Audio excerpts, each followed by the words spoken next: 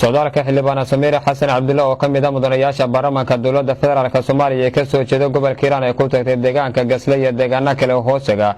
magaalada Beledweyne ee xarunta gobolka Hiiraan ayaa ku saleysan u kurgelida xaaladaha kala duwan ee bulshada deegaanada waqooyi ee magaalada Beledweyne ay ku sugan yihiin waxaana deegaanka Gasley ku soo dhaweeyay xildhibaanada odayaasha deegaanka nabadoon xaraga iyo Maxamed Cabdullaahi Buraale oo ah gudoomiyaha dhalinyarada dowlad goboleedka Hiirshabelle ayaa ugu horeyn madasha soo dhaweynta ka hadlay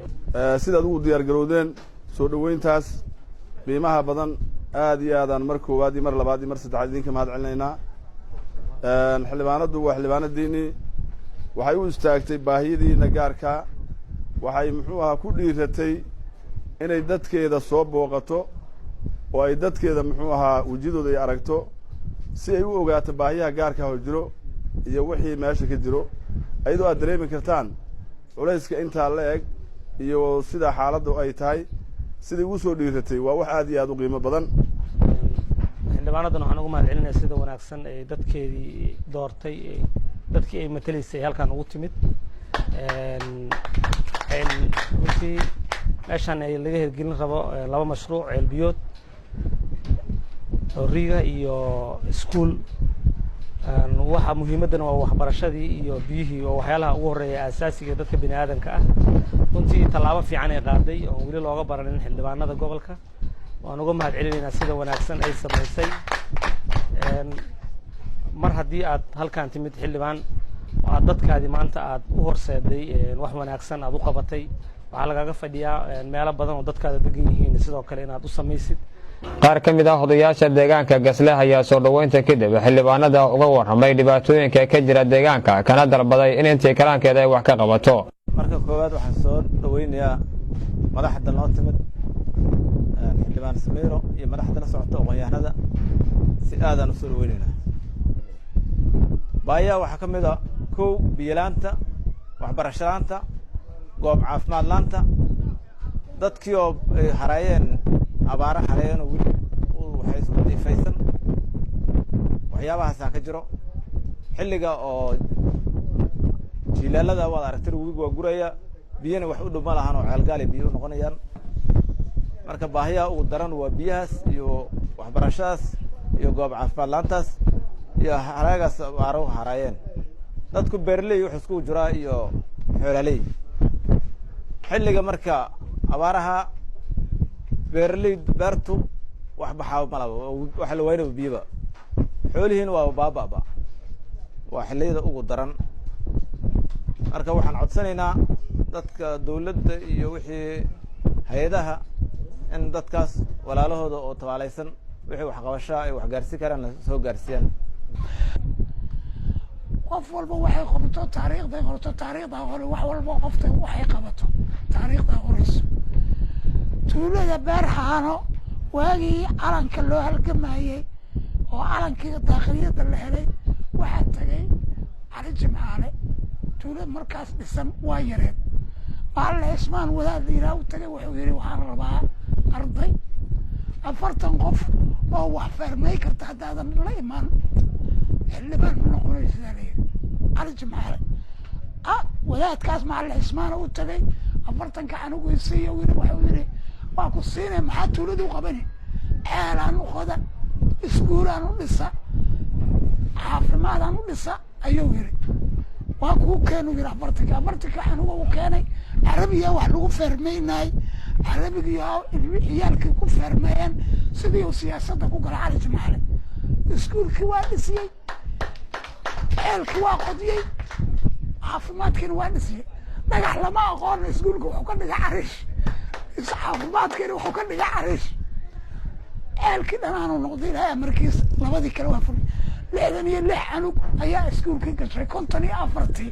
ayaa la dhisay iskuulkaas 54 la dhisay 66 canug waa gashay 33 galaasa iyo 33 galaasa saraakiishii hore oo Hiiraan ka soo baxday iskuulkaasi ka soo baxeen waxaan leeyahay marka xildhibaanada iyo mas'uuliyiinta aqoonyahanada meesha yimid waxaad u qabataan waddanka oo taariikhda qorayso saasoo kale taariikhda qorayso meeshiina ka wada tuuladan wax yimaado mas-uula adinkaa ka yimid sidaas tuulo walba u taga hana dhiso dalka waxbarashadana lagu daro. assalaamu calaykum waraxmatullahi wabarakaatu.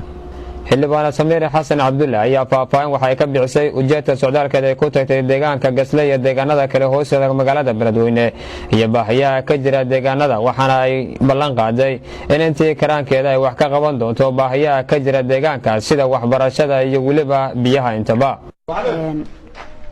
ujeedkayga wuxuu ahaa halkan u soo gaaray maanta tuulada Gasle markii aan ka soo baxay magaalada Beledweyne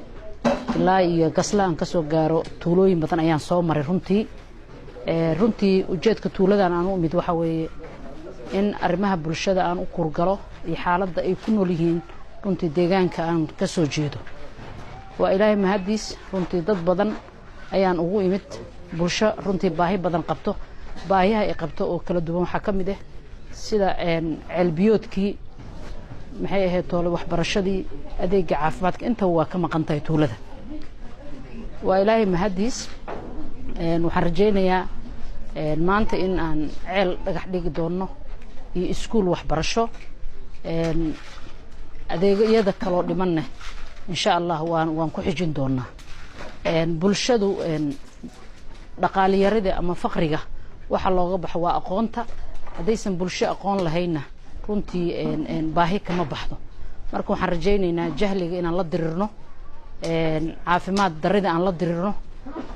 biyo la'aantana aan la dirirno. runtii Soomaaliya waa dhul barwaaqo haddana inta badan dadka reer miyiga ah ama tuulooyinka sidan degan ama xoolo dhaqatada ah waxa ay isku haystaan waa biyo yarida. waxaan rajaynayaa inay dadka oo dhan ay biyo helaan si ay u baahiyadooda u daboolaan colaadana u yaraato. marka insha Allah taala waxaan rajaynaynaa inay maanta fursadda meeshan ka bilaabatay fursad ay ummadan ku dirsato oo ummadan ma wada baahi tiri karna, laakiin waxaan rajaynayaa bilawmay oo ceelka iyo iskuulka ah in ma ay ahayd toole wax badan ay ku soo kordhin doonto tuuladan. annagana waa ku soo noqon doonaa haddii Ilaahay idmo sidan maanta u nimid ugama maqnaan doono insha Allah. waxaan rajaynayaa waa mahadsantihiin hay'adaha samafalka runtii iyo dawladda Soomaaliya federaalka aniga aan ka mid ahay. runtii colaado badan ayaa dhaco. bulshada aan maanta soo arkay ama tuulooyinka badan oo soo maray waxyaabo badan ay u baahan yihiin ay ka mid tahay caafimaadka, waxbarashada iyo ceelasha haba ugu darnaadaana ceelasha. intaasi kadib xildhibaan Samiir Xasan Cabdulle ayaa deegaanka Gasle waxay ka dhagax dhigtay 2 goobood oo lagu dhisi doono ceel reeg iyo waliba iskuul waxbarasho si loo horumariyo tacliinta bulshada deegaanka Gasle. maanta waxaan tuulada Gasle dhagax dhignay ceel oo riiga iyo iskuul ay ilmaha wax ku bartaan. insha Allah taala waxaan rajaynaynaa wixii maanta ka dambeeya laga bilaabo maanta dhismihiisa laga howlgalayaa. waxaan u sheegayaa hay'adaha samafalka ee ka howlgala gobolka Hiiraan inay il gaar u yeeshaan tuulooyinka hoostaga gobolkan oo ka jirta amniga ay tagi karaan inay il gaar u yeeshaan ayaan ka rajaynaynaa. maxaa yeelay bulsho badan oo baahiyadan la mid ah qaba ayaan soo arkay intaan tuulooyinka marayay. marka waxaan rajaynayaa inay ka howlgalaan tuulooyinkaas. waxaan ka codsanayaa si gaar ah anigoo magaca xildhibaanka matalaadda deegaanadan ka soo jeedo waxaan ka codsanayaa hay'adaha samafalka ah inay il gaar u yeeshaan si dhowna ay uga howlgalaan. waa mahadsantihiin. qaar ka mid ah odayaasha deegaanka ayaa soo dhaweeyay dadaalada xildhibaan Samiir ay ka bilowday deegaanka Gasle kana dalbadanay si laba laabto dadaalada noocan oo kale wax loogu qabanayo bulshada deegaanadaasi. waa mid farxad gaar leh, waa mid taariikh leh. meesha oo badana ka jiray, waxbarasho la'aan badana ka jirtay, baahiyo badana ka jiray. waa tii ugu horeysay oo barga meeshan imaashadan wali naloo ku yimaado ama wax naloo keenaba. waa u mahad celinaynaa. Samiir ku soo dhawaaw dadkaada, dalkaada ku soo dhawaaw. tuulooyinka kaleentana ayagana waxaan filayaa kulley in ayagoo sidoo kale loogu tegi doono. haddii ceelkan noo boqo